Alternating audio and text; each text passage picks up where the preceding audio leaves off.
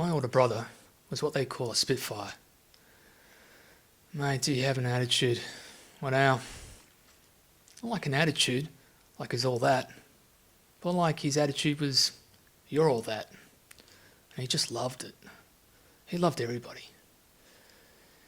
He was always into everything and everybody. Drove me nuts growing up.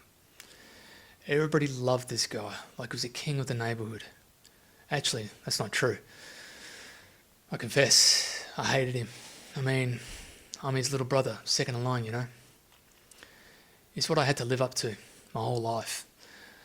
I was never like my brother. My brain freezes sometimes. Took me a minute to remember my own name the other day. My brother always treated everyone like they were a friend. No, that's not right. He always treated them like they were the best. No, wait. That's not quite it. He always treated people nice. It's like he always treated other people like they had worth. You know? Like they were something. Like their story or life or just the moment he was with them. Like it was valuable. I hated him. Well, everybody just, like what happened with our dog. Our dog. It was just a dog. You know, I never really paid that much attention. But anyhow, one day, it's gone.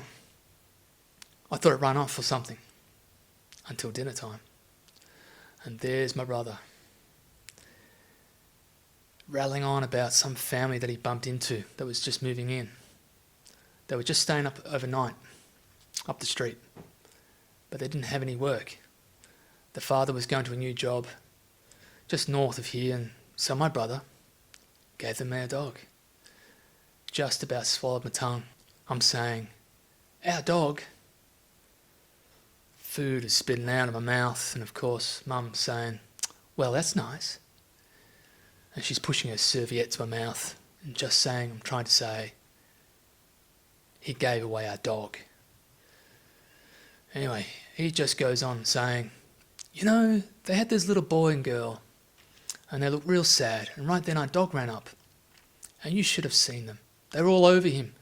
So I told them his name, and asked if it was okay for them to have him.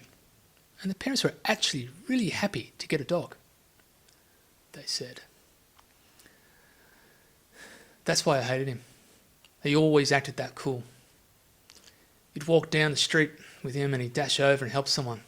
Pick up a box that was heavy, or just step away from you and open a door for someone else, carrying a load, or he'd pick up something somebody had dropped and return it to him.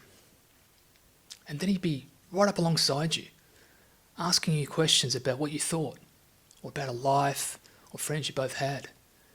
And I hated it, because I would answer his questions, even when I didn't want to. Even when I wanted to hate him so much, I could taste it. And then the best thing could ever happened, he disappeared. One day he just left, split, gone. It was a while, but he came back. He had these quiet conversations with Mum, and she was all worried, talking to him about clothes and eating and stuff. As far as I was concerned, he'd given up on the family. He was a freak, okay? There was a time when everything was going south. Work was scarce. We were living off Mum's business a couple of weeks. And that's when he shows up. Him. And he brings a couple of friends. I kicked him out. He's your brother, Mum says. He ran out on that job a while ago, I told her. Just before the door of her room shut, I heard her say, I never knew that was his job. A couple of years went by. It was around the holidays, and I went up to Sydney with the family. I had business to take care of, and it was a good excuse. Somebody had to take care of our interests. And I was good at it. I made a killing up there, and I didn't even get my hands dirty. In fact, things wrapped up early this one evening, and I went out feeling on top of the world. So I took a walk. I was a winner, feeling like the king of the world. Anyway, down at the edge of the city, where you can see the hills, I hear music. The sun's still got a couple of hours before it's down, but across from me the light is just focused on this hillside. And there's a group of people starting down the main road, like some sort of parade. People are dancing and singing. Parade. Excellent. And the people just keep coming over the top of the hill and down into the valley that leads up into the city. And then, there towards the end of the parade, it's a guy on a little donkey. And I knew who it was, even as far away as that. Jesus, my brother. And I realised that the people are stopping and letting him pass. They're throwing cloaks down on the ground for his donkey to walk on. Behind me, two guys come up and start talking as they're watching with me. It's him, one says. This is only going to be trouble. And now you can hear the people calling, "Blessed is the King. Blessed is the King." "Now they're making him king," says this first guy. It's all right, says the other. "He'll be stopped." People in authority don't like people who rock the boat.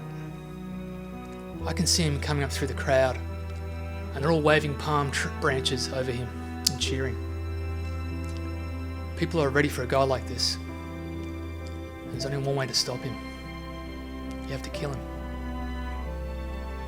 And then, right then, it hit me.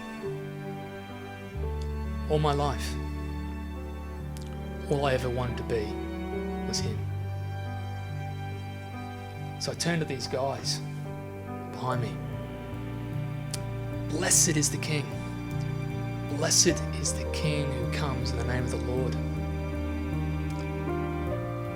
And I looked back, and there he was, over my shoulder looking at me, smiling. And then he was gone, swept along with the crowd. And I went back to where we were staying to tell the family I'd seen him, Jesus, King of the world.